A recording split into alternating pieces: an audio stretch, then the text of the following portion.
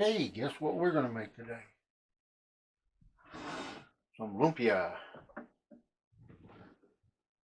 I'm not supposed to have it, but we're going to at least make it, and I can show you how to do it if you don't already know. If you do already know and you have different ways, because there's 1,000 ways to make it,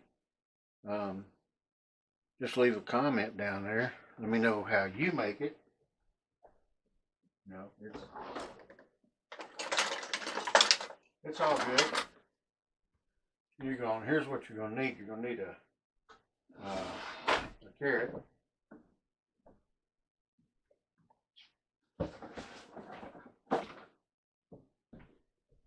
And we're going to strip this carrot real quick because some people just don't like they don't like the skin on, even though that's the most nutritious part of it.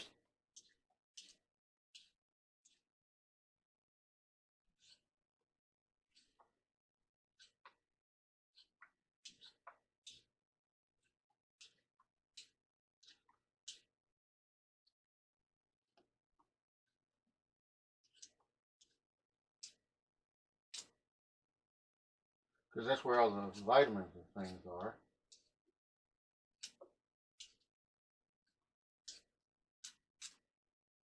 Okay, that was pretty quick. I'm going to try to snap that tail off. Okay, done that. It's going to go in the food processor.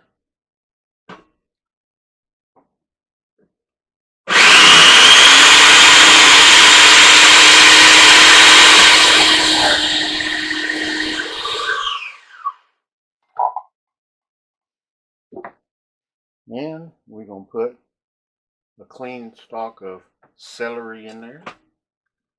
Egg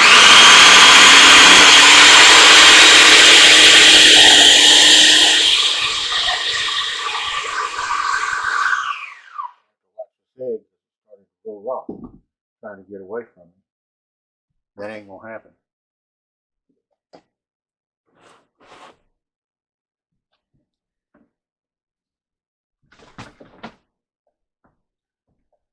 This is all real easy to do. If you go to any Filipino party or anything like that,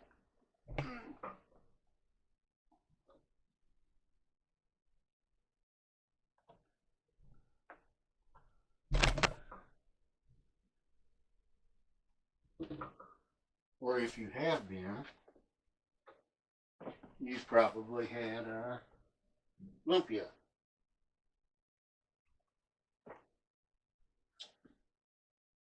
You're going to need a bowl.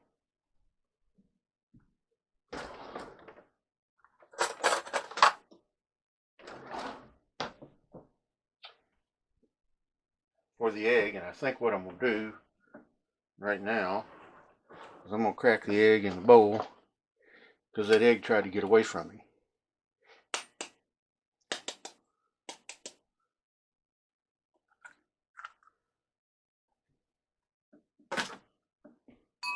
And it's got a little bit of chips in it, but you're not going to have to worry about that because you're only going to use the liquid part, and it's just going to be to hold your hold the lumpia wrapper on.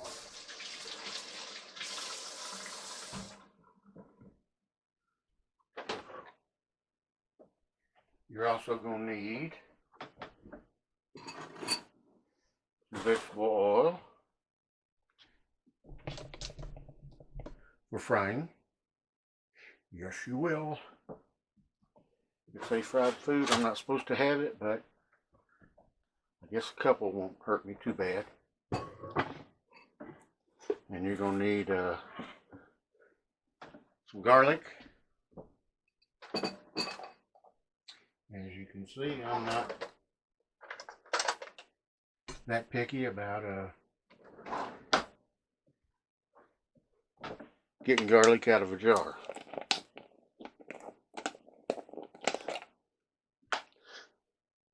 We're going to add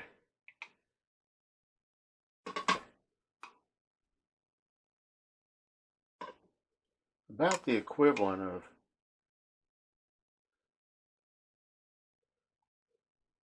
four whole cloves. And I'm going to leave it out because I may want more. I'll be able to tell by the smell. And you're going to need an onion, pork, ground beef, and lumpia wrappers. And I'm going to add some, believe it or not, I happen to have some today, some green onions.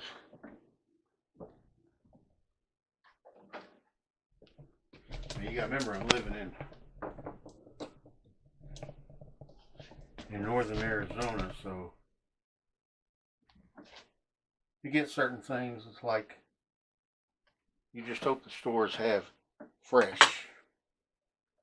A lot of times they don't, so you're kind of doing without.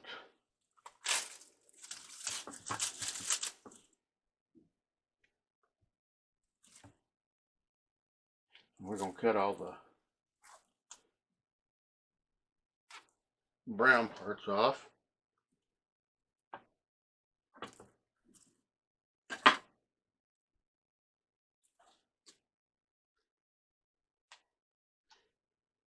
I mean, that's how bad things go, how quickly things go bad here. I've had these onions down in the onion crisper for 2, maybe 3 days. And the tips already started to dry out and everything. I mean, they were great when I first got them. But what can you say? You get used to living the desert life. It's like shrimp. Man, coming from North Carolina, I was stationed my last 12 years in the Marine Corps in North Carolina. I had a neighbor who was a shrimper. And shrimp was on the average about $2 a pound. And I got here and I had sticker shock. $10 a pound. I was like, what? What kind of shrimp is that? Is it golden shrimp or what? I mean, you know, it's regular shrimp. $10 a pound. I'm not joking.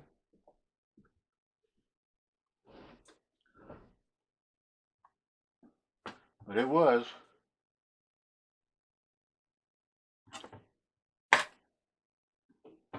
We're going to get rid of the roots. You could use the roots and go out and grow it if you wanted to. They've been washed and dried.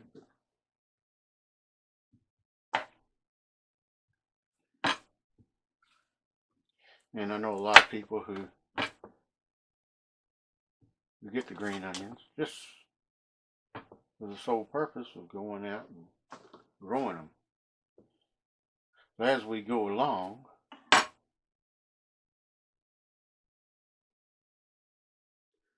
I'm just going to stop these down into this food processor. When I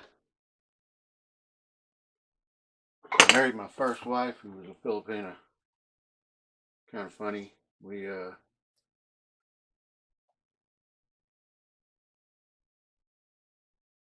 you know, like I said, if you go to a party, you're going to have lumpia, especially if it's a Filipino party. And they got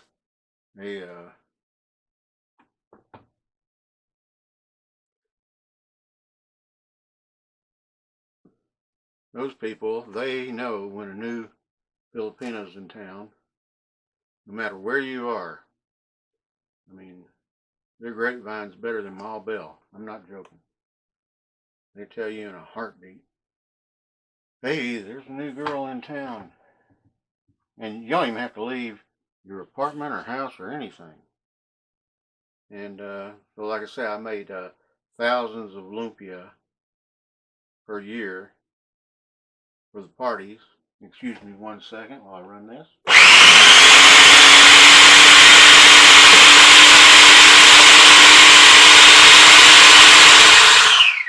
And we did not have a food processor. My wife and I didn't. We didn't have any furniture even. That's no joke. And I mean, we had a bed, and a bed is all we had. Couldn't afford anything, and the rent there. This was in California in the late 70s. The rent was $500 and something. That's what it started out being per month. And then it seemed like every 6 months or so, the rent started going up.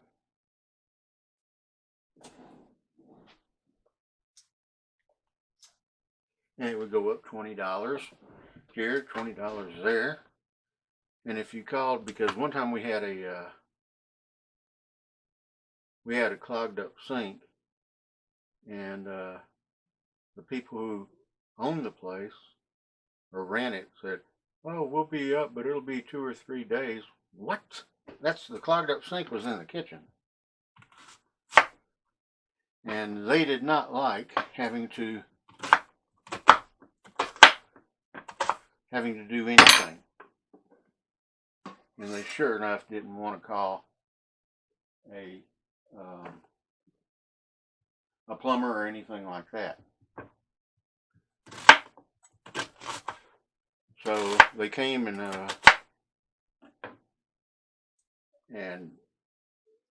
I didn't have any tools or anything back then. They came and they looked and they fixed the clog.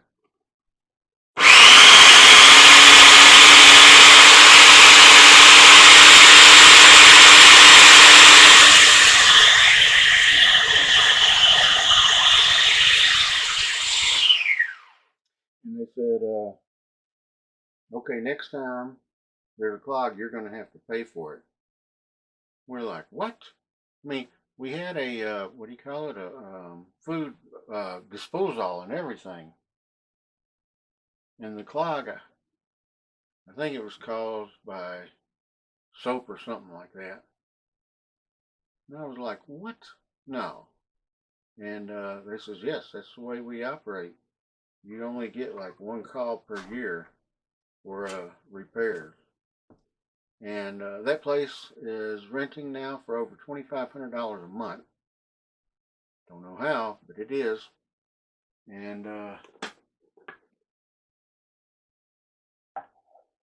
it was right behind the post office and the police department. So you can imagine. Anyway, if you look at this, the chopped up stuff, which I'm going to flip this over and chop it up some more once I get down in it, because the carrots sliced into circles and we want them actually shredded. So let me get a bowl out and put this in it. But anyway, you see how green it is, kind of for the from the celery. And like I say, we didn't have a food processor. We had a blender, and so we figured, okay, we'll chop all that stuff up by hand, and we'll put it in the blender and cut it up smaller. And that's what we attempted to do. And what's this got to do with anything? You're fixing to find out. Actually, it is kind of funny, especially if you've got kids and change baby diapers. No, I'm not joking. We stuck it in the blender, and you know, food always gets stuck around the edges and everything, you know. And so me, being the genius I am, I take a big spoon and I stick down in there to try to scrape it down. I got a little bit too far, and the blades of the blender caught my spoon, and it shot the green stuff up all over the ceiling and everything. And there was just a perfect spot, round spot up on the ceiling. And we, of course, we didn't have any furniture, so we couldn't get up there to clean it off. And my wife and I are just looking at each other going, what will we do? You know?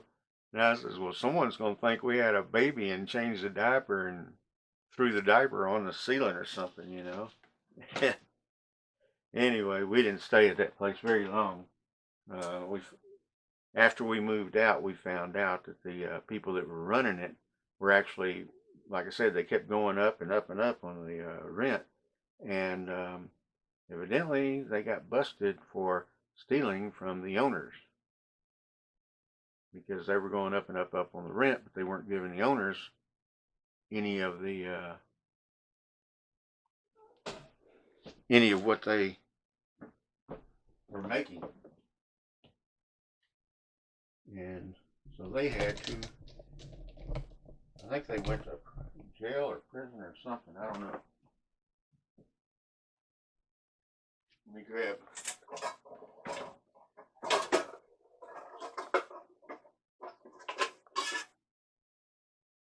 a couple of mixing bowls here. One.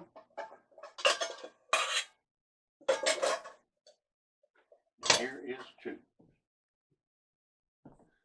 Okay. The reason I got two, because like I said, we're going to cut that stuff up one more time and make it thinner. I probably got the wrong blade on this, but now some people will make spring rolls out of it. See how that how those turned into little circles there. It's not what we want.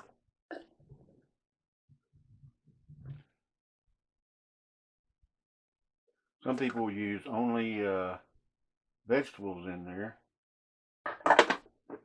and fry it and make it a Filipino spring roll. Yes, you can do that. And yes, I've had them that way too. And they're good. I like it all. I wanted to show y'all how easy this is to do.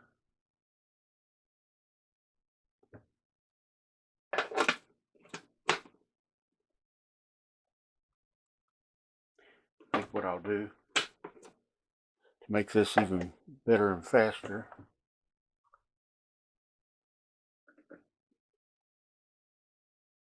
because what I'm basically looking to cut up are the big parts.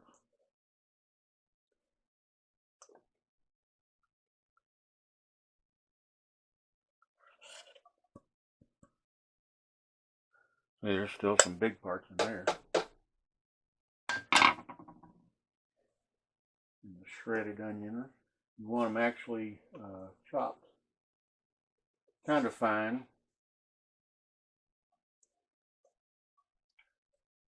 like you do when you make dandelion wine.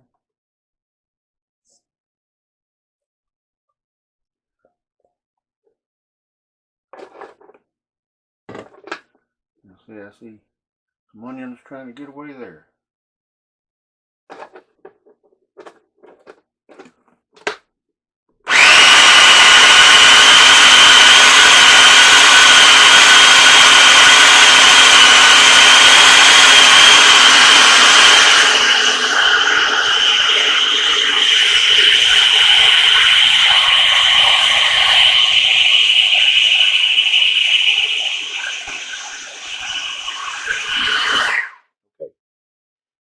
You're done. Put that over there. Put this over in the cleaning receptacle, which is the sink. And we're gonna put some beef.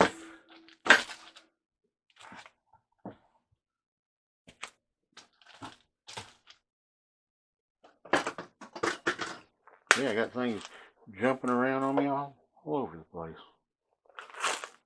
We're gonna put about half and half, beef and pork.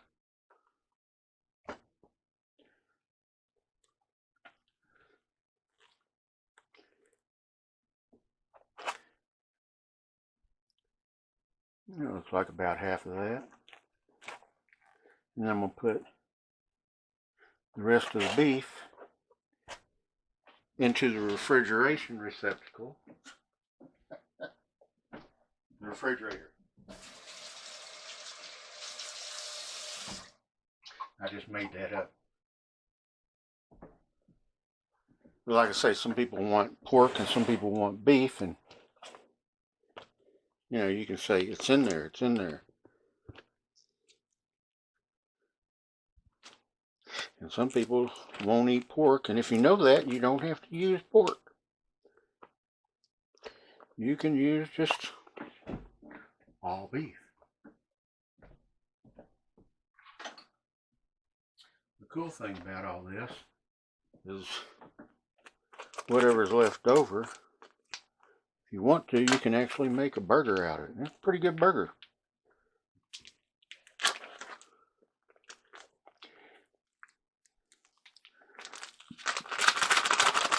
Or you can freeze it and use it next time. Now then,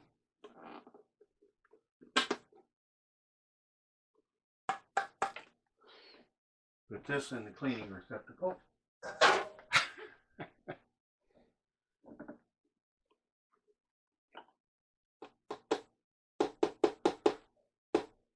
Another part to go in the cleaning receptacle.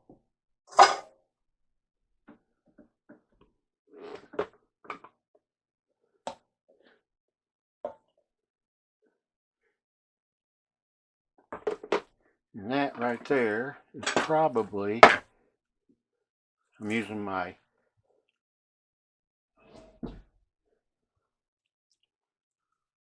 God-given mixers.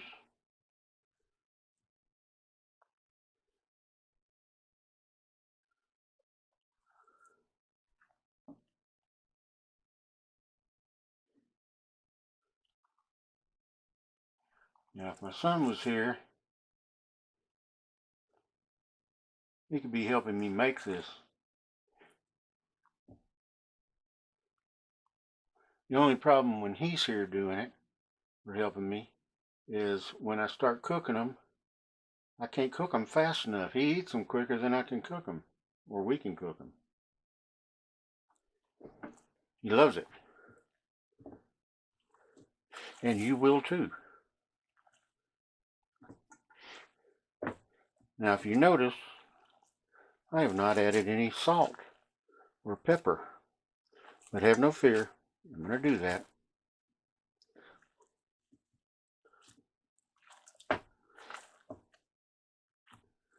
I'm going to add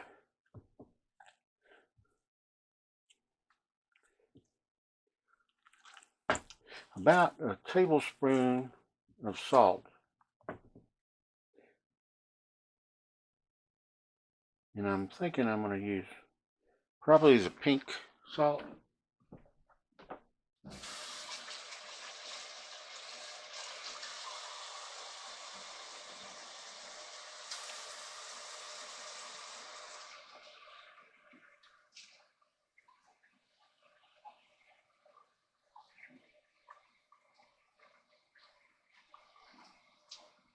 Yes, I did. I just washed my hands again. It's like the 6th time today since I've been messing with this.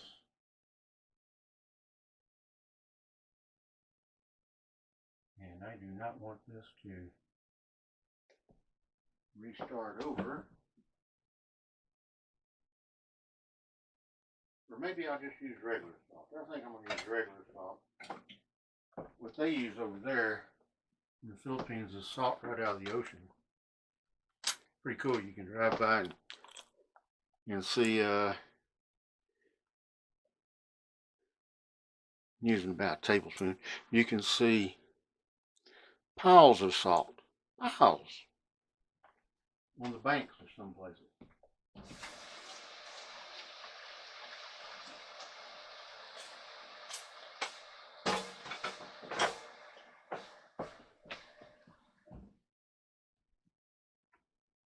And the reason I'm going ahead and using the white salt is because they don't have pink salt over there. And I'm going to use probably a heaping teaspoon of pepper.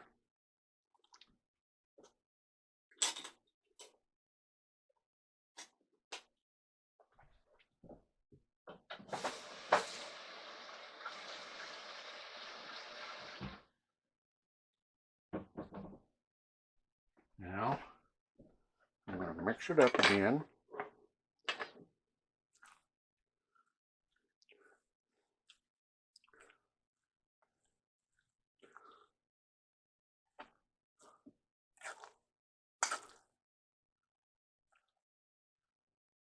I'm trying to do this the way they do it over there.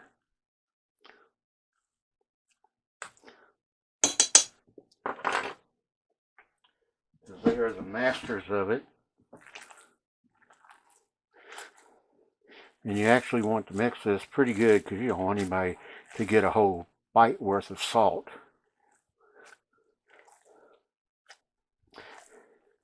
And if you got kids, teach them how to make this. Because they could be, you know, if my son was here, he could sprinkle the salt in as I'm doing this. And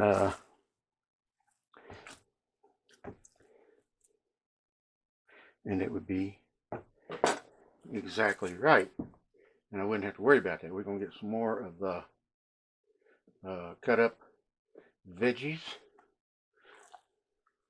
They do use a lot of garlic over there. I remember them one time we were going someplace and I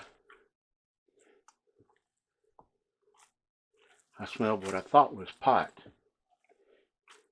And what it was is they were using a banana leaf and ironing the shirt. It smells like pot. Okay, now I'm going to shut the camera off just for a second. Because otherwise,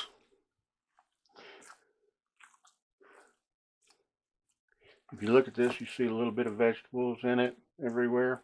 And that's what you want. Okay, be right back.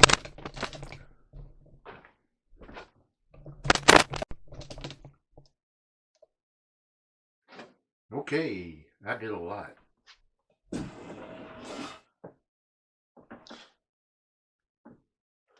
First of all, I wanted to bring this up. A lot of people will try to use egg roll wrappers. It's not the same. You want something that says Filipino Lumpia wrappers. Trust me on this. I've seen people say, well, I went to the Asian store and they said that the egg roll wrappers will work just fine. No, they were just trying to make a sell. So I'm letting you know right now. Because they will not come out the same. And they always said, yeah, they came out tough and brittle and everything else. Okay, what I've got here is just a damp towel. And it's covering up the lumpia wrappers. And it actually keeps them moist, which is what you want to do. Because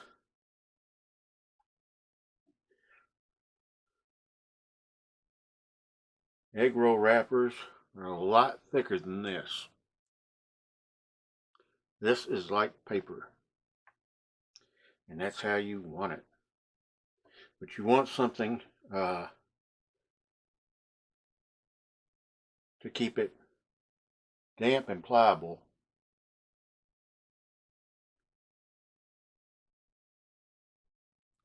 And this is what's fun. If you got kids, you take the kids and have them help separate it, and they'll learn. And it's kind of a bonding type thing.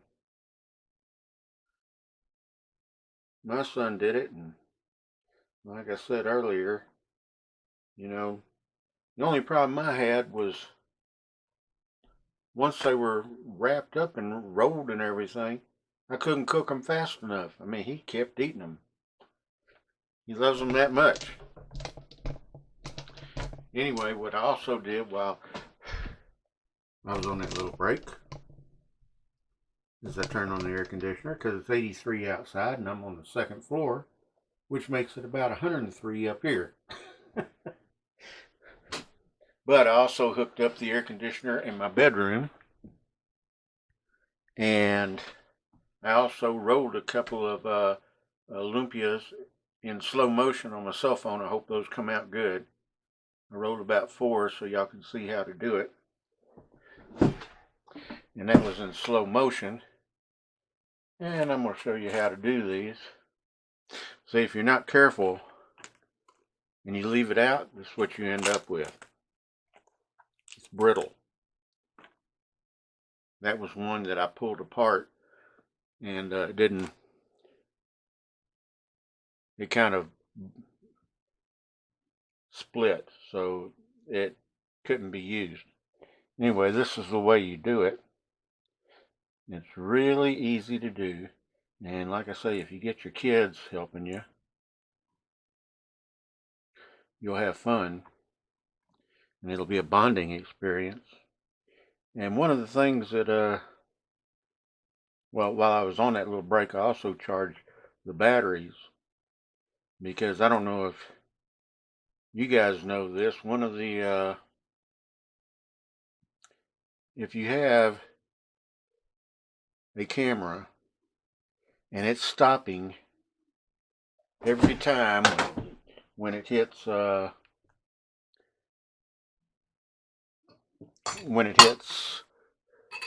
30 minutes, that's because of the European Union. I'm not joking.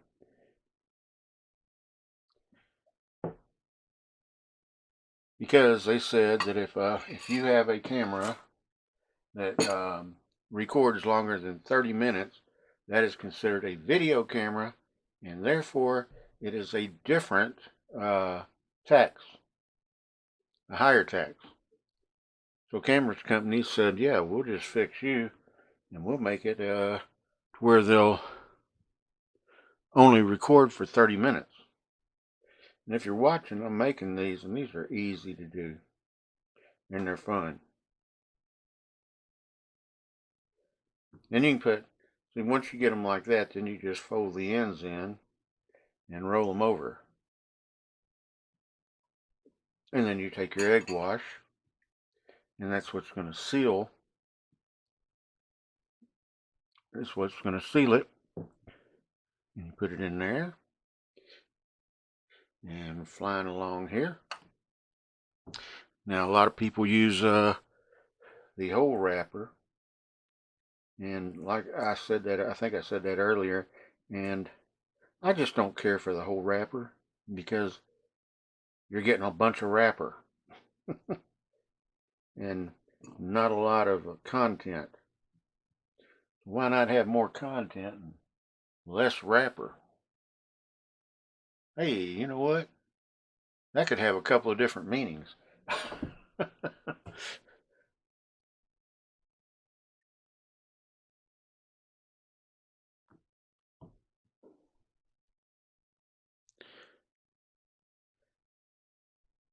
Yeah, I told Filipino P last night. I was joking because I watched one of her videos, and she doesn't care too much for Alexa. And when I heard her say that, it just made me bust out laughing, because when I got my Echo Dot, it was funny because I got that and I'm like, okay. And I'm single.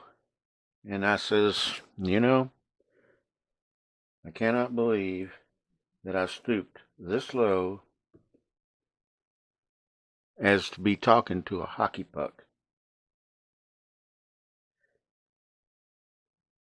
And she thought that was funny. My son thinks it's funny too. One day he says, tell your hockey puck I said hello.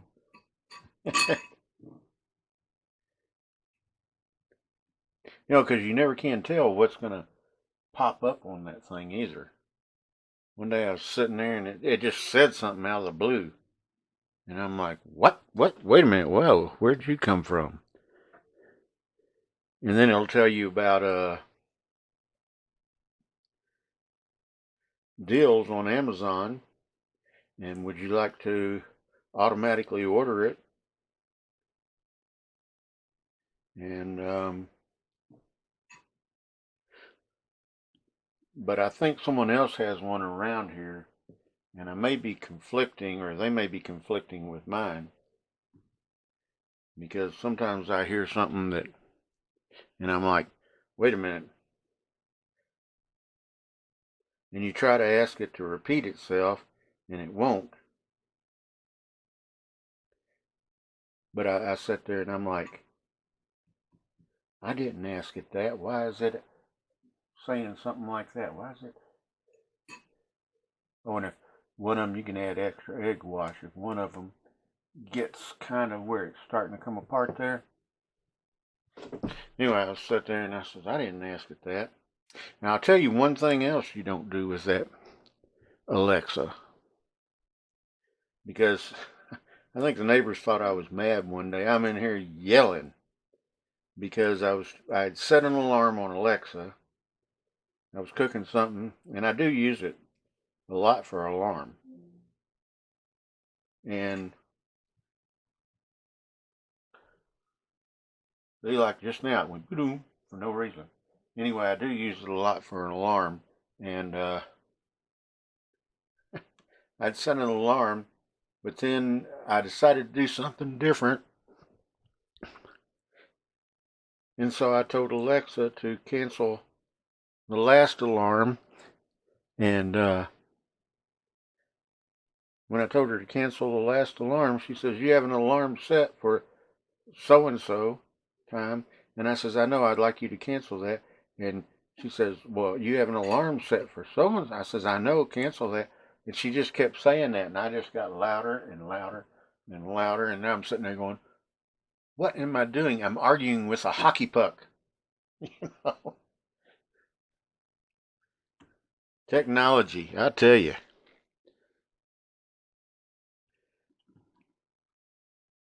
I think the neighbors thought I was mad because I can yell pretty loud.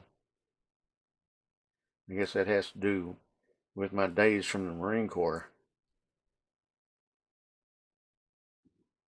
Plus, I was trying to talk louder than the puppy down the stairs, and that's what's funny too. It always made me wonder.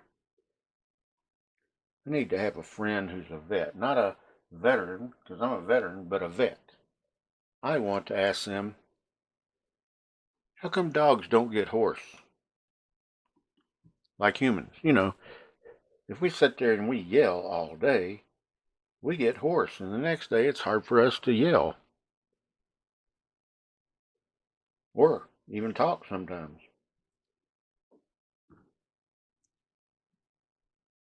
The dogs just seem to keep on going and going and going. Doesn't bother me, unless I'm trying to do something like this and talk to you guys. And of course I can't because it's being louder than I am, but most of the time that doesn't happen. I haven't heard in the last couple of days. I wonder if it's still there. It had serious separation anxiety. I never saw it, but I heard it. But I think some neighbors across the street or across the parking lot were getting a little bit mad because I saw them and I saw the police and such. And the police were parked across the street and looking this way, so I was like, I'm just guessing. Someone said something.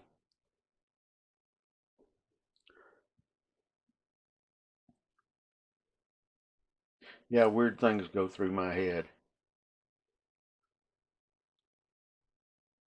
You know, I mean, how many people have ever thought about how come dogs don't get hoarse? I bet you there's not many.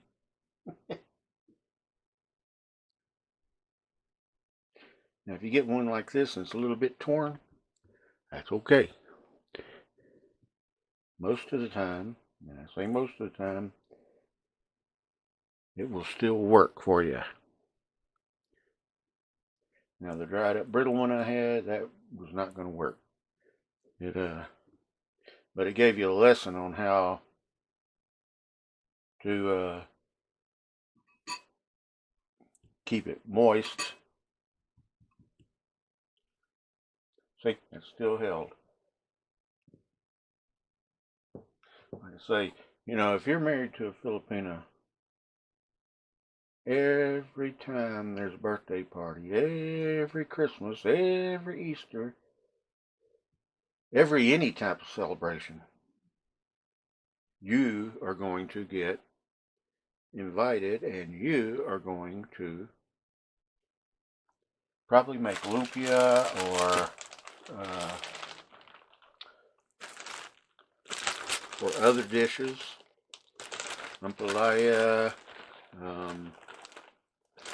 sinigang, you name it. And I had these in the baggie there. And see, you want them where they're pliable but soft. And this right now is actually on the verge of being too hard.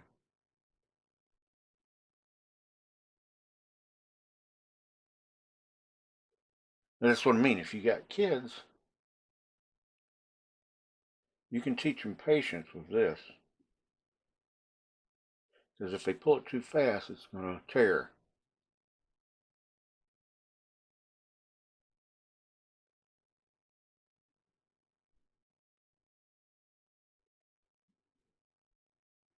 And I hope y'all are paying attention, because there'll be a test after this. I'm just joking.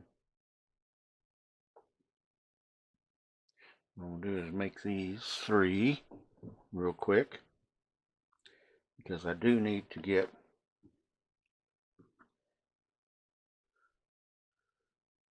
these under the wet towel, the damp towel, so that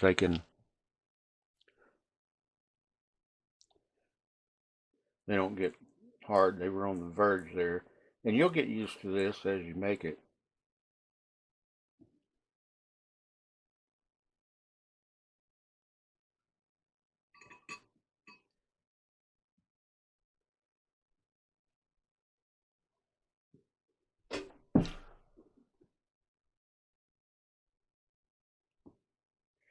And one of the things I figured out a while ago is that I don't think I have any sweet and sour sauce. That's okay. Another thing about these is that you can actually roll these up and freeze them.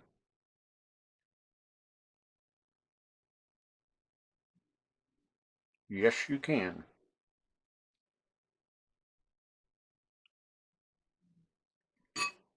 They'll last, a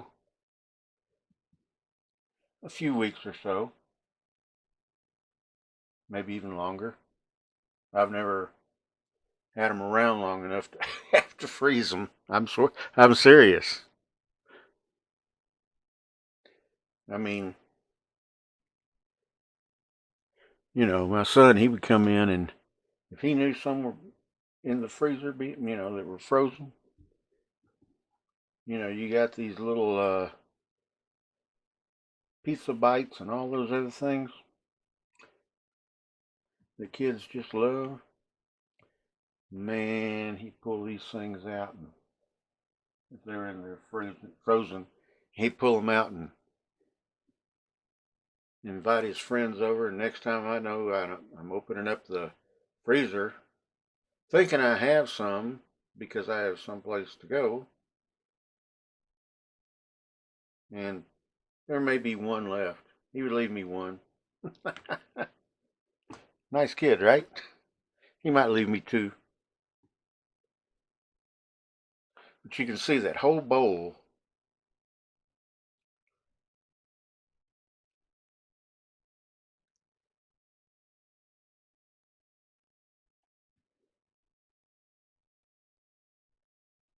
is gone, pretty much.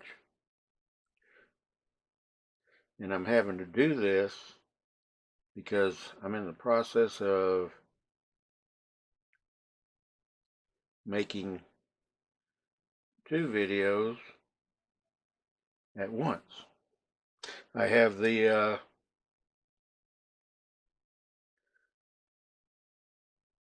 dehydrator one with the jerky,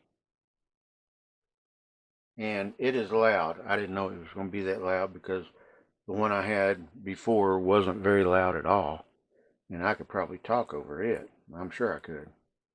And but the new one, it's loud, but it does, from what I've read, it does dehydrate a little bit quicker than my other one.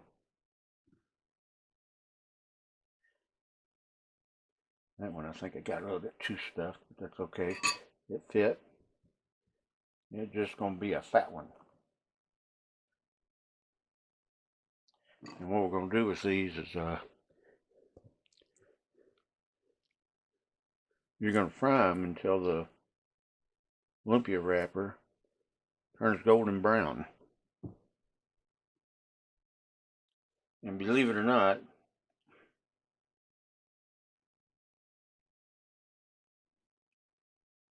they will, and it can trick you when you're frying them if you're not used to it, because you're going to wait until it turns golden brown, but then it looks like it's not golden brown, so you leave it in a little bit longer, and next thing you know, it turns black. Yes, see, that bowl's almost done. I probably got about maybe 3 or 4 wrappers to do that are left. And if you want to use the whole lumpia wrapper, you can do that.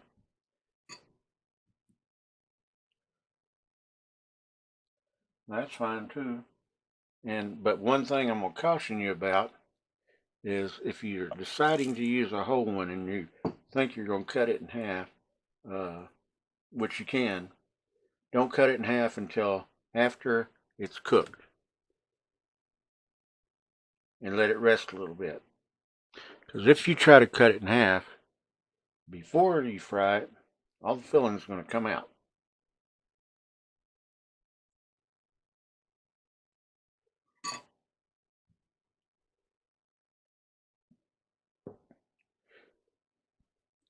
Let's see, how many more? I think I've got about 3 more. I think it's 3. I bet about 3.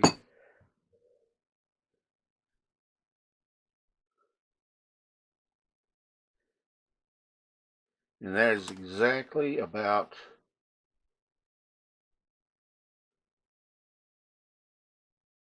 how many pounds? Probably about 2 pounds worth of meat and veggies altogether.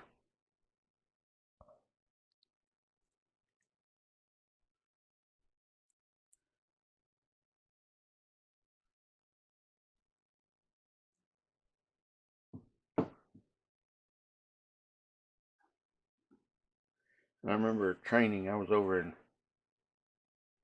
Philippines, and we were someplace. I don't know if it was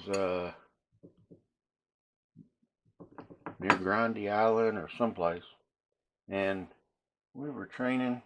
I might have already said this, and I told one of my men, I says, I smell women. And I mean, we're using machetes to cut through the jungle. He's like, shut up, man. You don't even know what you're talking about. I says, I smell women. And we hacked on through the jungle, probably about 100 yards more. It was a thick jungle. And all of a sudden, there was a clearing. And here's these Filipino girls. And they had tables set up with lumpia and San Miguel beer. And they all had on Charlie perfume. They love their Charlie perfume. And this guy who I told that to, he says, how did you smell that? I says, Charlie perfume. I says, I can smell that anywhere, especially after we've been out in the jungle for a few days. We're stinking and they're not. So, you know, and the lumpia, man, that's like, you know, hey.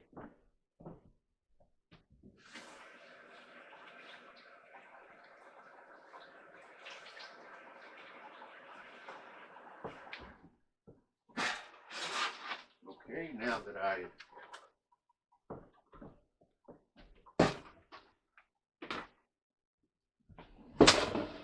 I'm through with that, I'm going to put these extra lumpia wrappers, and I could use the rest of that beef if I wanted to, and there's probably about, because I think it was 3 pounds, and I could probably,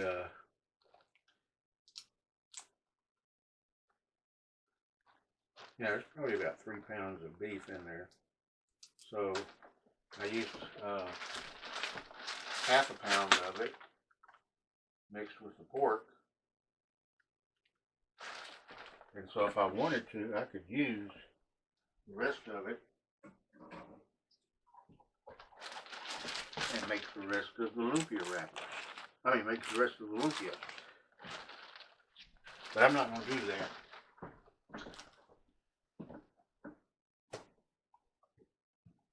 I'm going to put the wrappers in the freezer.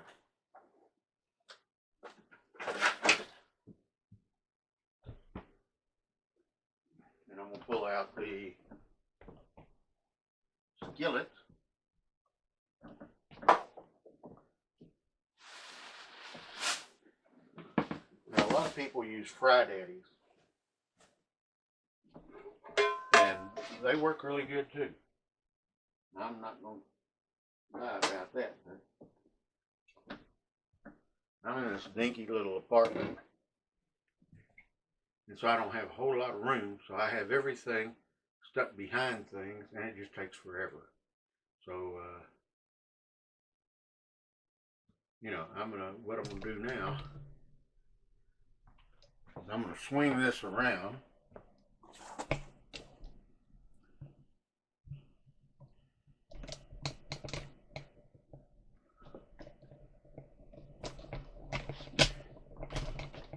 I'm going to raise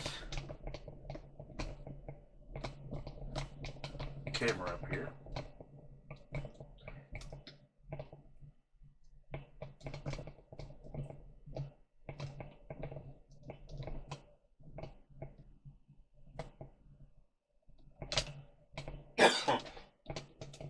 I'm going to show you the start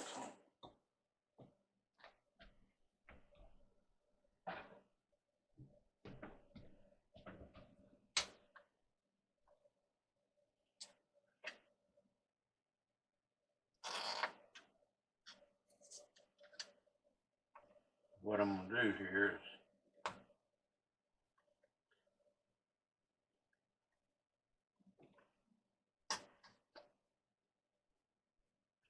put the oil in, and then I'm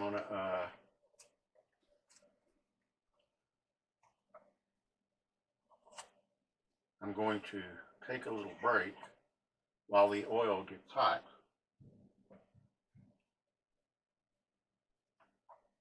And then I'm going to come back and show you how I finish up making the lumpia.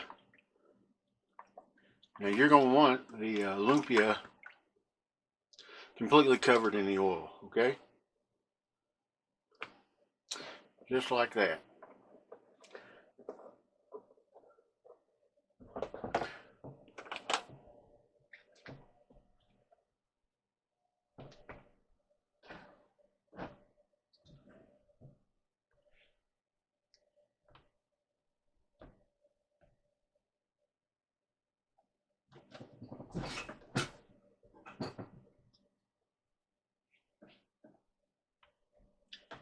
while I take the break, I'm going to turn on the air conditioner.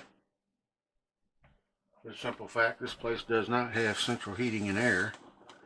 And they just went up on my rent, so I think I'm going to be looking for a place that has central heat and air. They went up on my rent, $75. And I do not get paid by AdSense or any of that.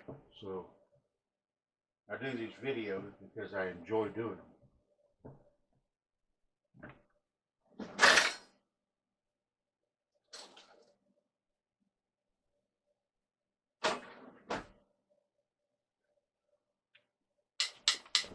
Gotta have my tongs.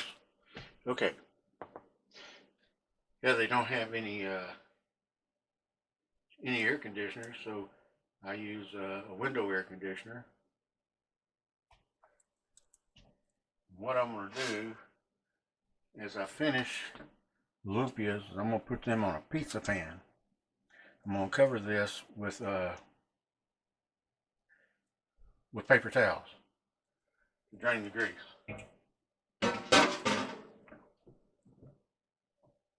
And I know you're going to be saying, man, I wished I lived somewhere near him, because I can only eat, I'll probably eat 2 of these just to test them to make sure they're okay, and give the rest away.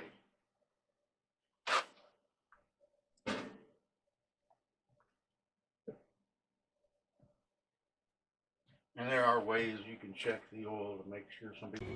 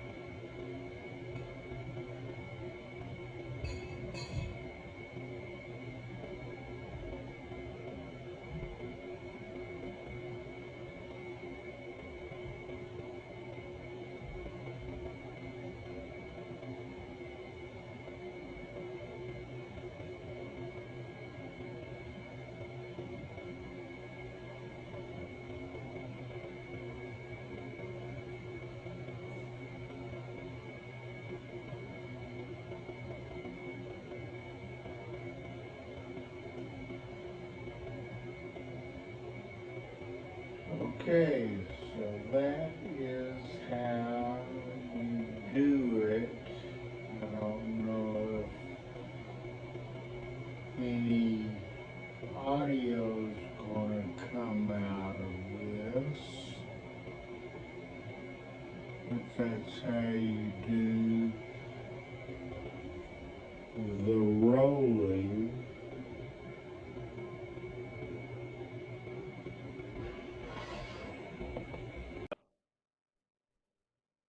Some people use thermometers, some people use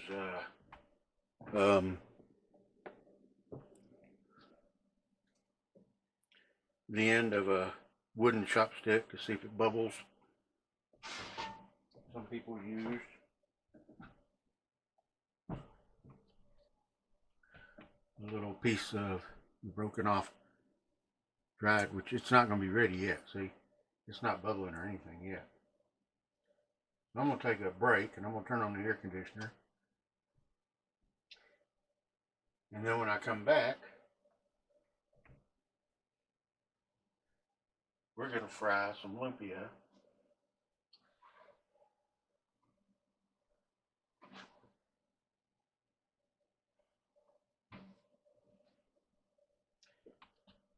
And hopefully you guys will go out and write the ingredients down. I'll put the ingredients in, down below in the link what all you need. And hopefully y'all will go out and purchase this and make it and have fun with your kids. Okay, I'll be back in a few minutes. We are back. Yes, we are. And guess what we're doing? We're cooking. We're cooking with electric.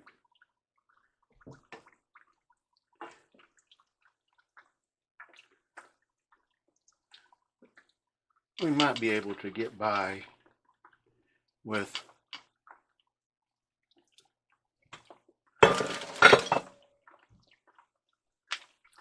the whole with one pan.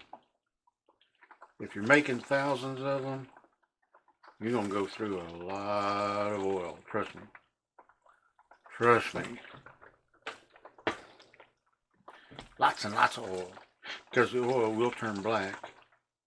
Because you're always going to get some little crusties that fall to the bottom, and then they are going to overcook and they're going to turn black. Eventually your oil's going to turn black, and you're going to have to change your oil.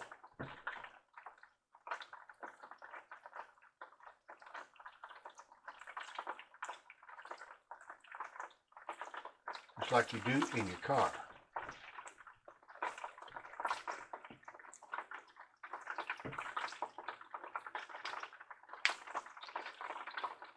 I can usually tell by the way it's sounding.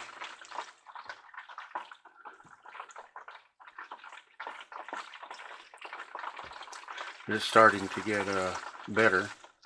I can line these babies up. Fall in!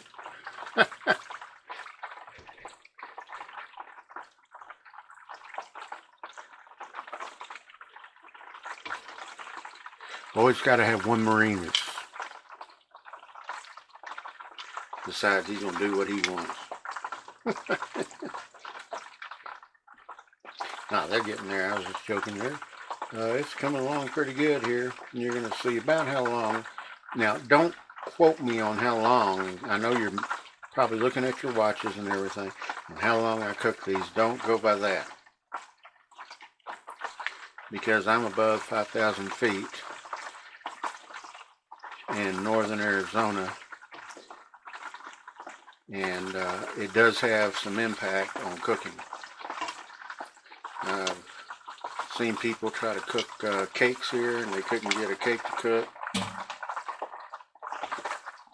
And just different things that it's different, plus different ranges. You might be cooking on gas instead of electric. And gas, I remember when I had a gas, there's good and there's bad about gas. The good thing about gas is when it's on, it's on. Electric, you gotta wait till it heats up, and that's wasting electricity while you wait for it to heat up. And you know, but then if you're using a gas tank, which we did in North Carolina when I owned a house there. We had a bunch of people over for Thanksgiving, and I put in a turkey in the oven. A little while later, my wife said, "Honey, what's wrong with the oven?" "What do you mean, what's wrong with it?" I went over there, and she had it open. The turkey hadn't even hardly cooked. And I felt inside, and it was just slightly warm. And I thought, maybe the pilot went out, and I tried to relight it, and I went out and checked the gas tank. Yep, we were on empty. And so we had to call the gas company, and seeing how it was a holiday, they charged like double to come out.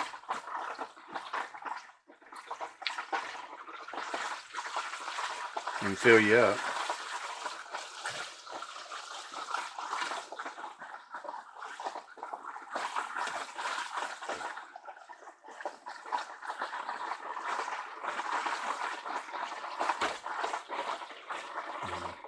Not quite.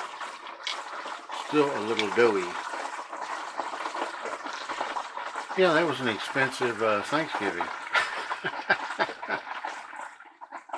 You know, one of these days I've got to get one of those wire scoops so I can lift it up and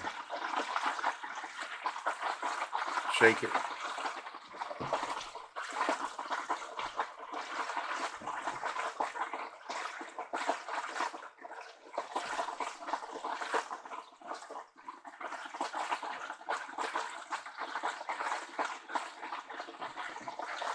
I was in hopes I had one. I thought I did, but I don't. One of the things you're going to notice while doing this is if you look at these, where the tip is there, you'll notice that they look like they're movable, and they are. And as long as they're getting cooked, they're movable. Once they start to cool down, they become crispy. Or when they overcook, they become crispy. Now we've got 2, 4, 6, 8 of them in there right now. And so this should go pretty quick.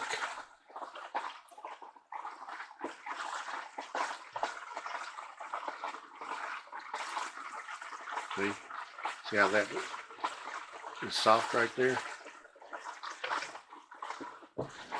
It'll get hard once I put it in the, take it out of the oil and start draining it.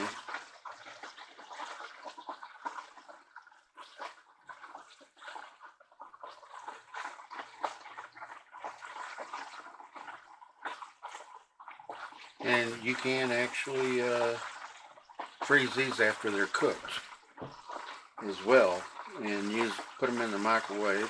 Put lots of aluminum foil over them when you cook them. No, I'm just joking. Don't do that. Not unless you want to see sparks fly. But yeah, you can freeze them and then stick them on a plate and cover them with put a paper towel over them and heat them back up if you want to.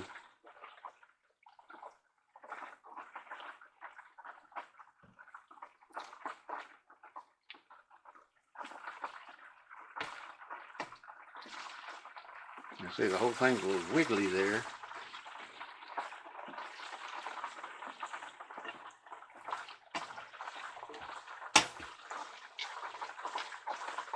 Now, if you look,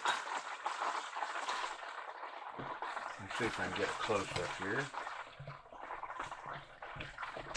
If you look, you can see the color change from these into these. So those are just about done.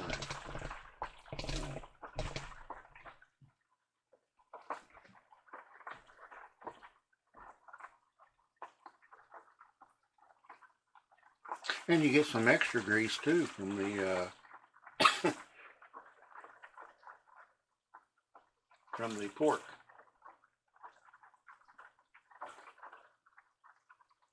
And one of the things you don't want to overcook them if possible, because literally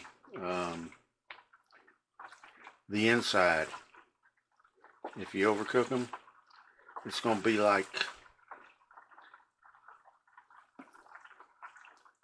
hard and lumpy. It's like an overdone hamburger.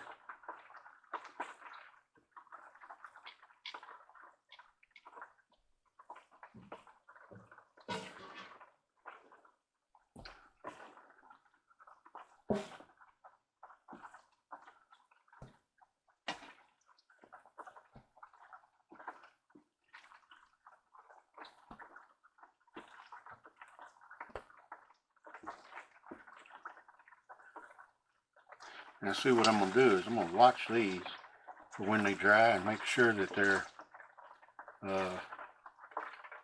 dark enough for me. As you can see, they look pretty good.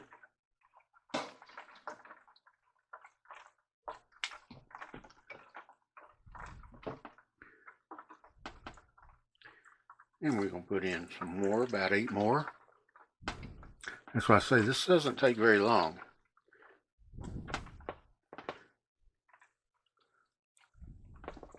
If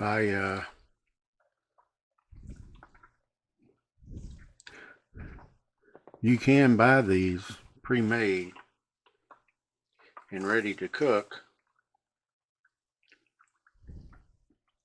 out here. I'm not going to give a price. I didn't do it. It's not me.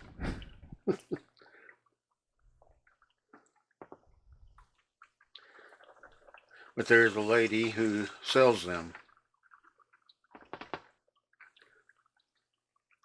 And a Filipino lady. And she makes them with chicken and pork. I'm imagining you can get pork, beef, chicken. I know she makes them with chicken because I saw her advertisement.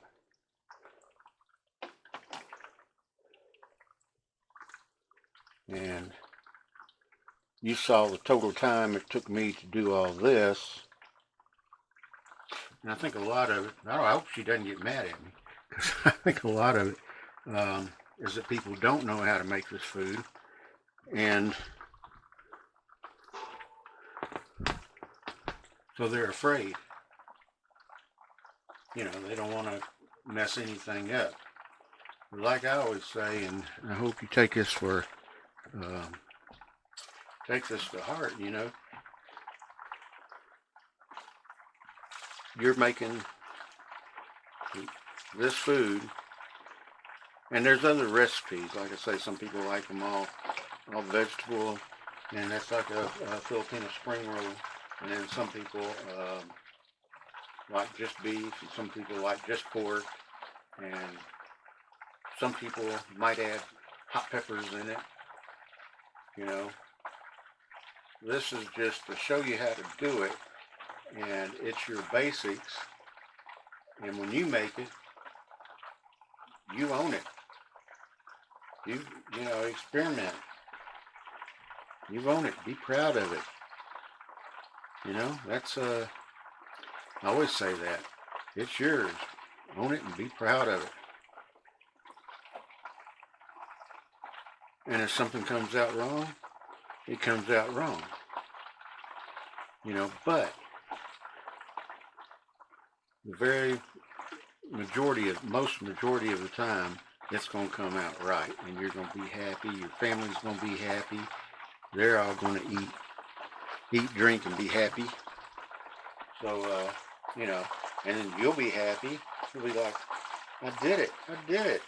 You know, there's nothing to be afraid of when cooking. Although I do have a friend, and I've got to mention her just because I know she watches my video. Her name's Amber. And I remember she used to live next door to me. And she's like a little sister to me. She's funny, but she'd be cooking beans or boiling water or anything. And next thing you know, she'd come out and she would go downstairs and talk to the girl who lived downstairs. And this had to be over 8 years ago, because I used to smoke back then. I don't smoke anymore. I haven't had a cigarette in 8 years. And but I would walk outside to smoke, and I'd look over and smoke would be billowing from her door. And I'd yell, "Amber!" And she'd come out from downstairs. And, "What do you got burning?" And she'd say, "Oh," she'd run up the stairs. She used to tickle me. I'd laugh so hard. It was funny. You know, she's the only one I think could burn water. But she can cook.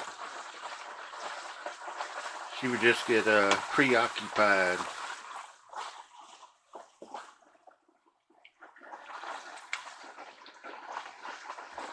She would get preoccupied with the girl downstairs, and they'd be talking and joking around, and she'd just forget that she had something cooking. Because she always knew that I'd come outside and smoke, and I'd notice the smoke billowing out of her apartment, and I'd yell at her. And that was the good old days. That was a long time ago.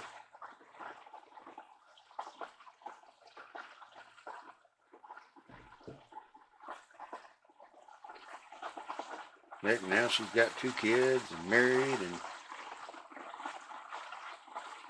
and I'm still single, and I'm probably still getting cheated on even though I'm single. Is that how that goes?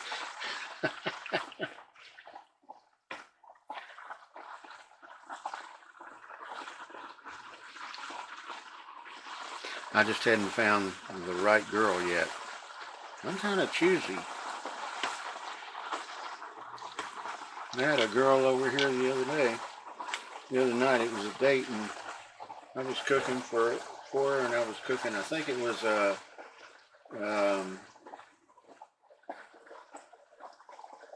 think it's Senegang, I'm not sure. And she wanted to try it, and I says, okay. So she comes over, and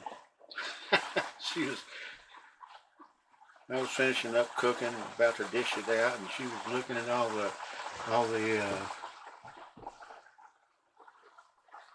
things that are in frames hung on my wall. And she came across the Jack Daniel's Tennessee Squire thing, and she looked at it and she says, "What's this?" I says, "That's Jack Daniel's Tennessee Squire." I says, "It's a private group." And she started asking questions about it. And she says, "How old do you have to be?" And I says, "Well, you have to be," I says, "there's prerequisites to even join. You have to be, you have to have someone actually who is a squire vouch for you." And I says, "You got to be 21. And this girl's a whiz at math.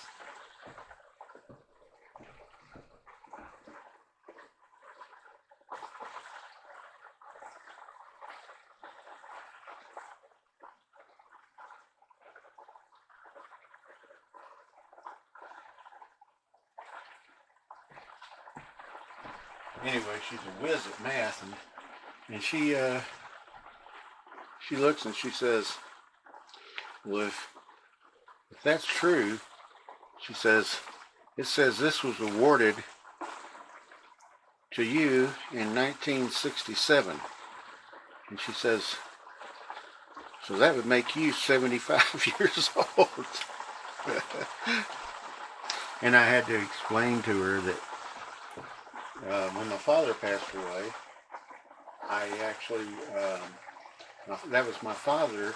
He owned the plot of land on Jack Daniel's property. And so when I was in the Marine Corps and I turned 21, I sent him a letter, sent the Tennessee Squires a letter, and asked if I could take over my father's plot. And I wasn't thinking that they would say yes. Not at all. I was thinking, they're never going to say yes, you know. And it was about 6 or 8 weeks later, and all of a sudden I got this package in the mail. And sure enough, they let me take over his plot. And that is why it's in my name, but it still says 1967, because that's when he was inducted into it. And I explained that to her. And I says, do I look like I'm 75 years old? She says, no. And I says, thank you very much. You know, nothing against people that are older, but yeah, I've never had to explain that before. So, you know, that was a first. And it was funny because just, I guess, a couple of weeks before that, I had inducted someone into it.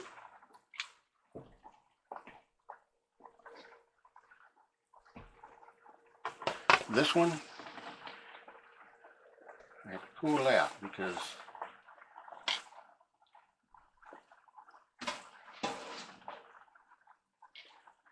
anyway, I'd inducted someone into it, and it never dawned on me to, you know, explain how come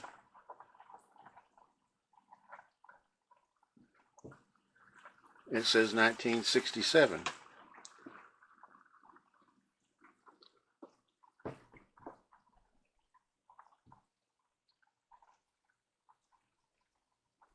I never had that to answer that before, but yeah.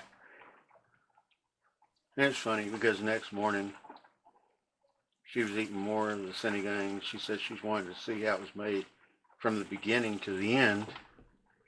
And I says, okay. I says, next time I make it, I'll call you over. You know, she says, okay. And she says, hey, you still got some? And I says, yeah. So she was eating it, and she looks at me and she goes, you are not 75. Anyway, I had to throw that in because that's exactly what happens.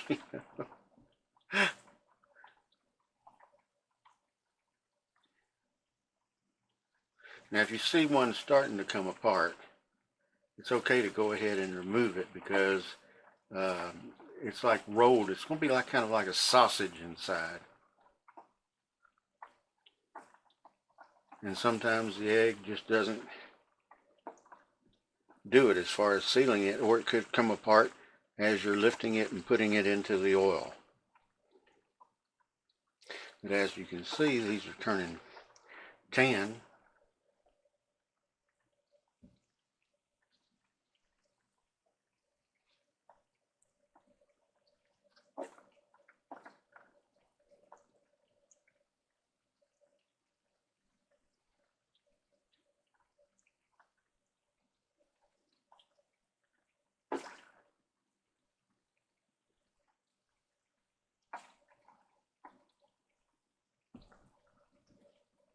And yes, I just tested one. They're cooked, but the wrapper wasn't quite done on the first ones.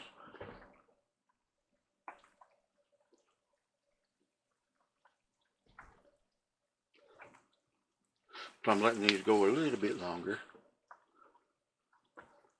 to give them that extra crunch.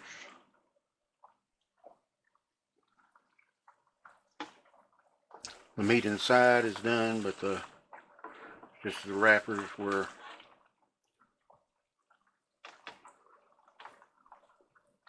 not done to my liking.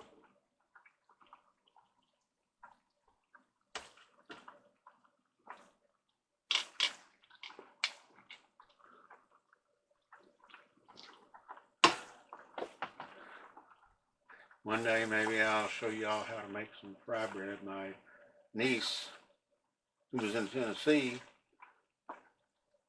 was going to try to make some. I'm like, whoa, what are you doing? And because she was writing about it, I said, you're not making it right. And And she's like, how do you make it? And I says, I'll show you someday. And I think I sent her an email how to do it. Because I did actually win a fry bread contest once, believe it or not. And no, I wasn't a chef in the Marine Corps. I started out in the infantry as an 0311, and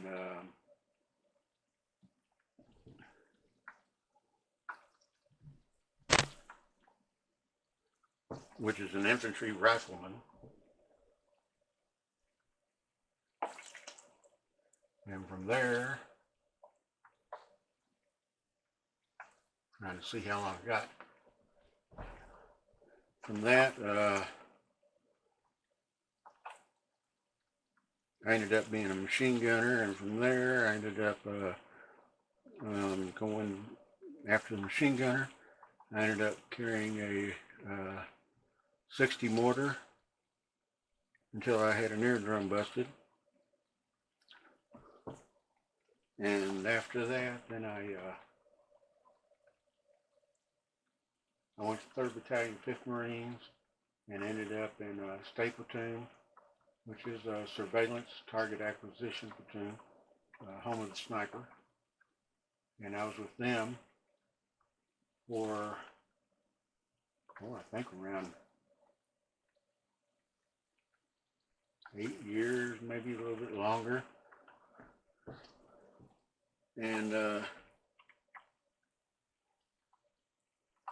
California was just, you know, I don't care what they say on Beverly Hillbillies.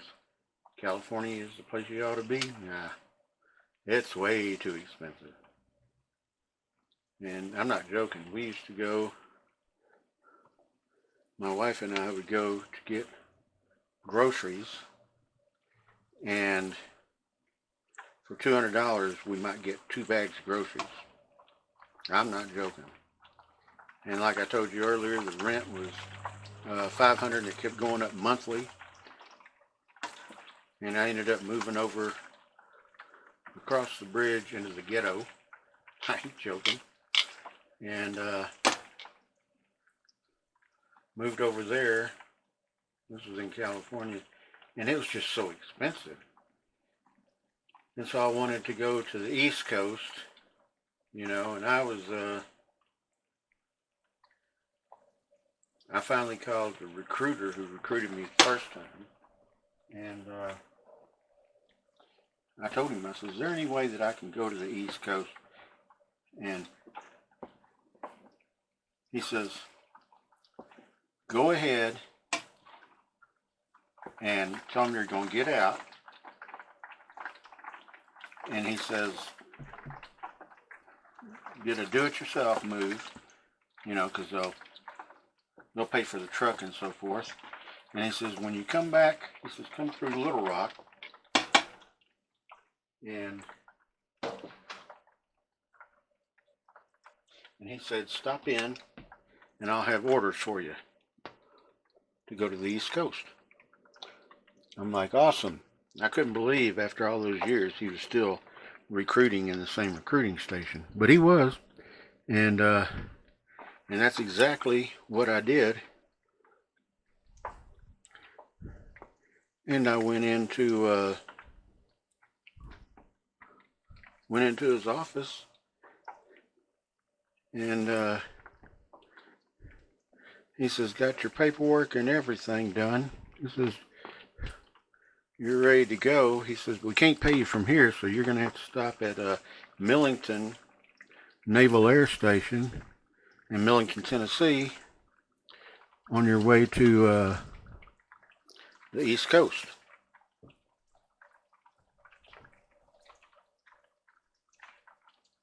And I know this isn't going to last, so I'm going to shut this off for a second so that it doesn't start closing out on the camera, because it's getting 27 minutes closer, but I'll open it back up.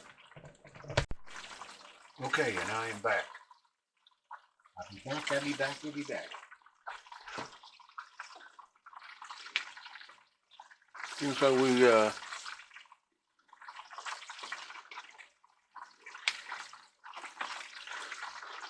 My wife and I, we didn't have to fill up the truck or anything. The furniture, we already had it. And we took off and we got to Millington and we got paid. And I went and I reported in the 2nd Marine Division. And they didn't know where they were going to send you at first, so they put you in a receiving area, basically. And that's where you report every day. And they go through your record book while you're in receiving to see which unit they want to send you to and so forth. And they called a bunch of us and say they said, if we call your name, go into the other room. So I went into the other room because they called my name. And there was probably, I don't know, 15 of us in the other room. And they said, how many of you want to make an extra $83 a month? I always heard never volunteer for anything, but after living in California, my hand went up before you could blink your eyes. I ain't joking. And, I mean, I don't know how those people survive there. But they said, okay, report here tomorrow in your PT, physical fitness gear, and we'll start seeing who's gonna, you know, see if we can put you in a unit. And they hadn't given us a unit name or anything yet. But I knew it must be something crazy and special, otherwise they wouldn't be testing us. And so I showed up the next day and I passed the physical fitness test, and then I said, okay, tomorrow show up in utilities with your boots and everything. And so we showed up, and we hadn't been assigned a unit yet, so we didn't have, well, they actually dropped a few of the guys already who didn't make the standard for their PFT, physical fitness test. And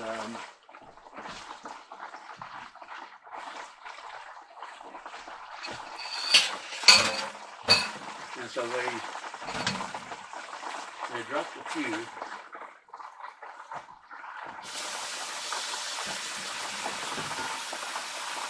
And then they said the next day to show up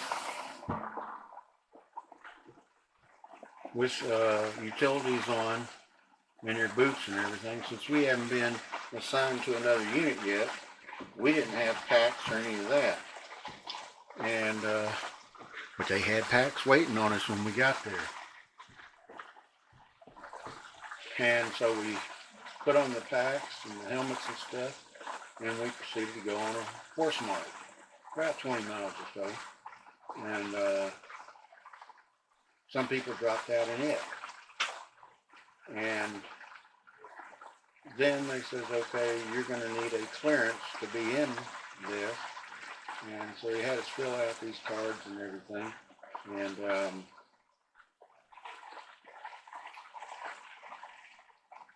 And the cards, I guess this was like a preliminary clearance and everything. So they, it was one of those quickie things. And some guys didn't pass that. And it ended up with about 4 or 5 of us. And then they said, okay, you need to go to this certain unit. And we're like, okay. And I think 1 or 2 of the guys actually dropped out right away because they had checked out the unit and they didn't want any part of it. And which left about 3 or 4 of us to go to the unit. And I ended up in that unit for 12 years doing a lot of crazy stuff. I got to train with a lot of different units and a lot of different foreign units and everything, and I was only at home for 39 days a year. But that was different. And, you know, it was, anytime there was a hot spot, we were gone. And my wife, I remember when I was going to re-enlist, she brought in a stack of 17 calendars. And she set them in my lap. And she says, here's a calendar for every year that we've been married. And I started opening them up. She says, every place there's an X is the day that you've been home. And I started counting them. And she says, they average out to about 39 days a year. And she says, I know how to change the oil on a car, how to balance a checkbook, how to argue with lawyers during closing of houses. And she just gave me this list. And she says, I'm tired of being married without a husband. And that 39 days was not all at one time. That was split up. 2 days here, 2 days there, and everything. She says, I'm tired of being married. And she says, if you're going to re-enlist, call me when you retire. And I'm like, wow, that was pretty straightforward. So I went in and I told the sergeant major in there that I wanted to go ahead and retire. And he says, you're only a couple of ranks, he says, and you're up for the next rank already. He says, have a seat, sit in my chair. I sat down. He says, how's it feel? And I says, lonely. He says, we'll get your papers ready. He wasn't happy because I had a clean record. And so from there, I ended up going, you know, they try to deprogram you basically, and I ended up going to 2nd Battalion, 8th Marines for a little while until they were going to deploy. And then they dropped me to 8th Marine Regiment. And that's when I took final leave. I had 90 days on the books. And so I took final 90 days leave. And I retired. And it was funny because I had signed up for the prison systems in North Carolina. And I had the government come in and move me. So they had everything boxed up. It was in a truck and it was on its way to Arizona. And I'm not from here. Obviously you can tell by the accent. And I went to 2 intel schools down in Fort Huachuca and thought, well, this is pretty nice in the winter. You know, I'll retire here. So anyway, they boxed me up and sent my stuff. And the day that my wife and I were leaving, we decided to check the mail, and I opened it up, and there was an approval to go to work for the prison systems in North Carolina. Talk about a day late and $1 short. So I didn't even get to write them right away. I had to wait till I got to Arizona to send them a letter saying, thanks, but no thanks. You waited too long. And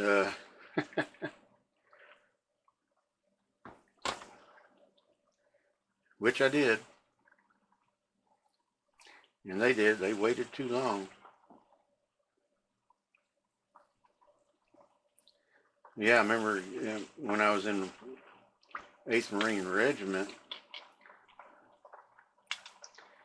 before I went on terminal leave, I would call in every morning at 0800, 8 o'clock, and tell the sergeant major I'm still living, I'm breathing, anything you want me to do. And usually on Fridays I would have to go see the brig rats. And they give me, there's about 20 of them in the brig. And they give me the stack of papers. And I'd go to the brig and tell them who I was, what I was doing there. And then they would search me, make sure I didn't have any knives, contraband, or anything like that.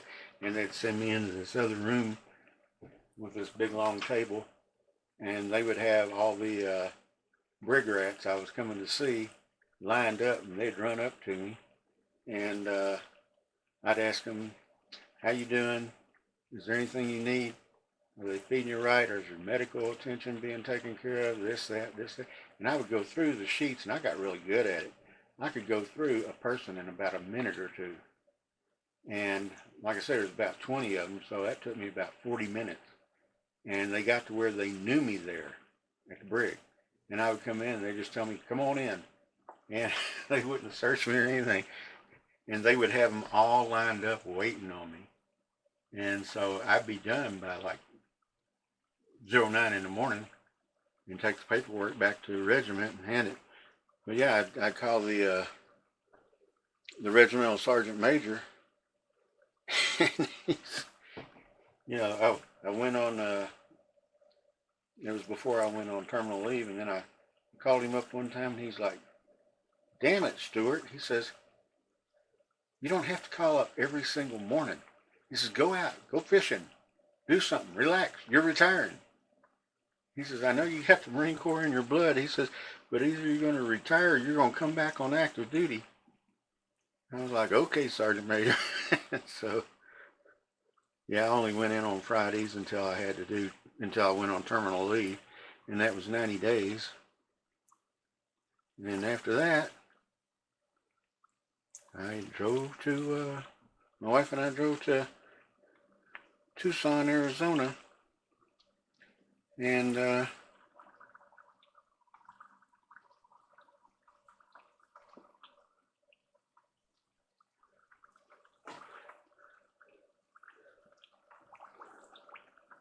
that was basically the history, sort of.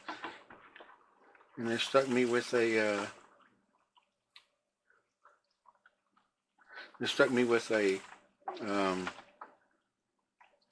reserve unit for another 5 years or so, and I'd go down to Phoenix every 5 years, show them I've got 10 toes and 10 fingers, and I'm still breathing. They give me a check for about $200 or $300 for that one day.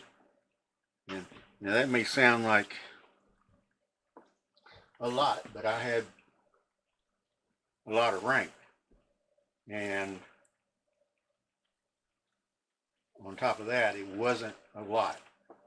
Now, if you take someone today that was E6 or E7 and went down there, they'd be making a lot more than $200 or $300 for that day. I mean, when I started out, it was like, when I started out in the Marine Corps, I think we were just getting $147 a month. So you're never in it for the money. Yes, you could, they give you 3 hots and a cot, if you wanted to. The Marine Corps would support you. I mean, while you're in it,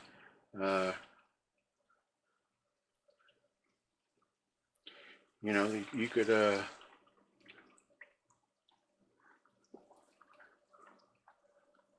you could sleep in the barracks and eat at the chow hall 3 meals a day. Yeah. They'll support you. And then when you decided to get married, you get out or find a place out in town, because when I did that, that was in California, and they didn't have enough base housing. There was like a 2-year waiting list, believe it or not. So we had to live out in town. And man, it just got more expensive and more expensive and more expensive out there.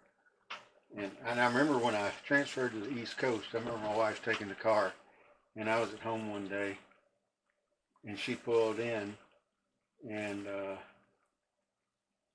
we were living in this little junked up trailer that we had rented. And she opens up the door and comes in with 2 grocery bags. She says, can you come out and help me? And I walked out there, and the back end of the car was sunk down, and it was full of groceries. My heart hit. I mean, it jumped up in my throat. I says, "How much did you spend?" She says, $200, same amount as in California. And I was like, wow. And that shows you the difference in prices. And in California, I was getting, at the time, I think $108 COLA, which is cost of living allowance. Might have been $208.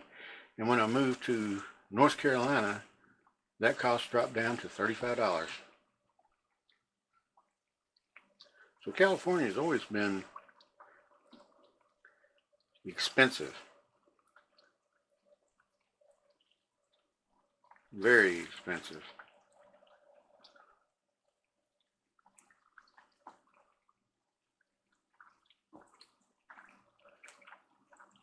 I could not. I was going to take my son to California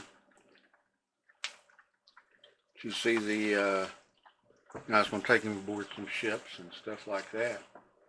And we looked up on, I don't know if it was, what the name of the site was. It was one of the vacation sites. And there was a room on the beach for 7 days, flight and car included. And now this is back when Jerry Brown was the governor. Flight included and rental car and everything. And I think it was going to be close to $400 or $500. And so when my son came over, because my wife and I are divorced, I asked him, "Is that something you want to do?" And he says, "Yeah." And that's when Jerry Brown had made that, supposedly made a mistake in the calculation for the state's budget. And all of a sudden, I'll go in, I'm going to go ahead and agree to the manifest and everything that they had proposed on this site, this vacation site. And it was $700 and something, and that was not including a passenger rental car. It was just the flight and the hotel room, period. And it wasn't even on the beach. And I'm like, what the heck? And the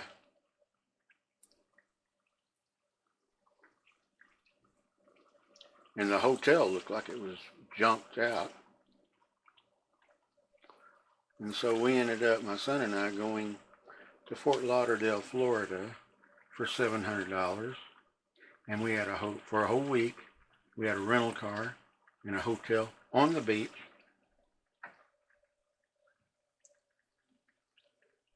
For equal to what California had just gone up to. So California's been in a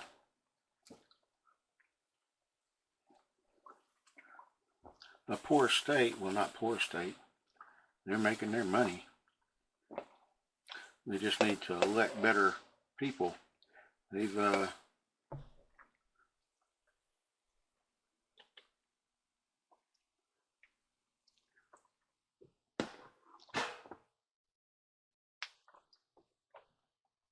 okay, we can turn that off and we are done. Take a look at that. Yummy, yummy, yummy. Yeah, California just needs to elect better officials and stop, letting these idiots get away with taking their money and telling them you must do this and you must do that. I can't live like that. Anyway, now you see from start to finish how to cook lumpia. And it's not too hard. It didn't take too long. And I hope y'all enjoyed this, and feel free to subscribe. And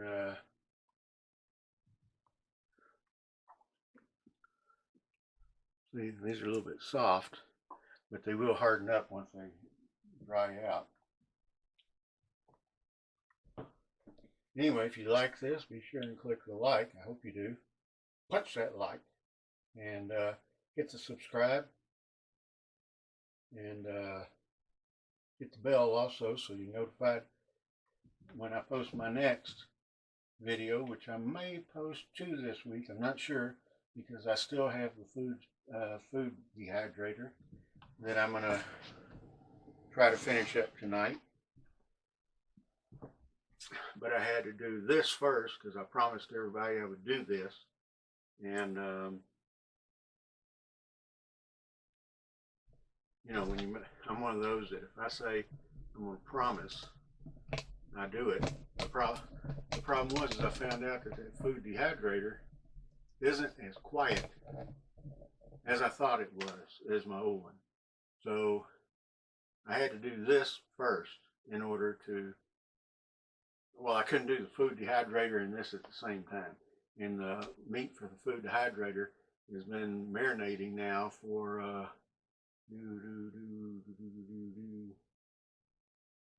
23 hours, and it should come about another hour. I'll put it in the food dehydrator, and I'll probably check it in about an hour. I mean, in about 3.5 to 4 hours, and see how it's doing, because it says it does it that quick. My old one would take about a day, and that was one of the drags I had with the old one. Even though it was quiet, you know, I could put meat on there and everything, and I would have to do it when I was off work, and it would take 24 hours, which meant that while I was at work, it would finish, and my son would eat it all. So, yeah, that's the fun part about being an adult with kids. You see all that grease dripping off of there. You want to get rid of that. But it does a pretty good job. Anyway, hope y'all enjoyed this. I hope you learned something. And like I say, maybe, you know, you never know. I haven't seen the Filipino P make any dishes yet, but she's got a camera girl with her, and she's going to teach her how to do, I saw where she's going to teach her how to do the editing and all that, and teach her how to cook and everything else, and give her a bedroom. That's cool. That's way cool. Now, if I could find a camera person, because I do all this on my own also, that'll make it so much easier, because if you go on the Filipino P and see how she makes her videos and stuff, you can see how long it takes to make one of these videos. And short ones are, you know, the good thing about the long ones is people can skip through them if you want to, and they can skip to another part. But if they think, I might have missed something, they can go back, you know. If you make too many short ones, people will just, they don't want to see it. So at least that's what I found out. I mean, I made one that was an hour long on changing the drum heads on drums from start to finish, and that was my most successful one. And I think I had 10.2 thousand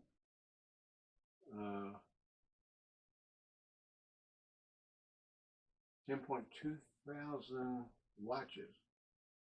That was pretty good. And then I started doing cooking videos, because I've cooked all my life since I was little. And even when I was in the Marine Corps, like I said, I wasn't a chef or a cook. But every place I went in the world, I ended up in a kitchen learning something.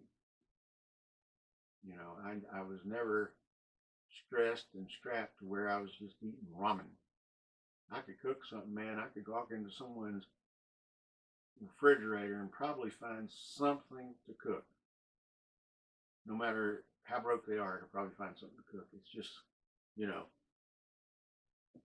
that's why I say if you bring your kids up and teach them how to cook, teach them how, you know, teach them about this, they'll never starve, you know, and have them learn a musical instrument. It's like my grandfather told me, if you learn to play a musical instrument, you will never starve, because you can always go out into a park somewhere with a coffee can and play the instrument, and people will drop money in the coffee can. That's a fact. I haven't done it yet, but I've seen them do it. And so he was right. And my son, he plays a little bit of the guitar, and he plays the clarinet, and I play the drums and some guitar. So, you know, and it's funny that I cook also. And then while he was in high school, he took college cooking classes and graduated out of both of those and got a rope or two, I don't know. And yeah, he was kind of following in my footsteps. And when I retired from the Marine Corps, I did go to take some, cooking courses and graduated from them. But I was also taking nursing courses and medical courses, and my days were full, let's put it that way. I mean, I was taking a full load of classes and working at the same time. So, and yeah, then I ended up, I was already disabled once, but I ended up getting disabled 2 more times permanently. And I never, you know, it's kind of funny because I don't spread it. If someone hasn't seen me in years, if it's one of my men, they'll be like, "Why are you walking with a cane now?" and stuff like that. But because they don't know. I never talk about it that much, but they might know now after I say this. But you know, it's kind of funny. Here you are spending 22 years in the Marine Corps, and you get disabled by elderly people. You know, I laugh about it. If you can't laugh about it, it'll just break you up. So yeah, that's you know, I like to learn things. I'm one of those like a Johnny Five. More input, more input. You know, so anyway, I hope you enjoyed this video. Don't forget to subscribe and hit the like button. And if you make your lumpia different, post it down in the comments. Let me know. And maybe I'll make your lumpia. And I hope see y'all again. And if you're in a warm place, go out swimming, go to the beach or go to the pool and enjoy that warm weather. And if you're in a cold place, stay warm and y'all stay safe. I love you. Have a good one.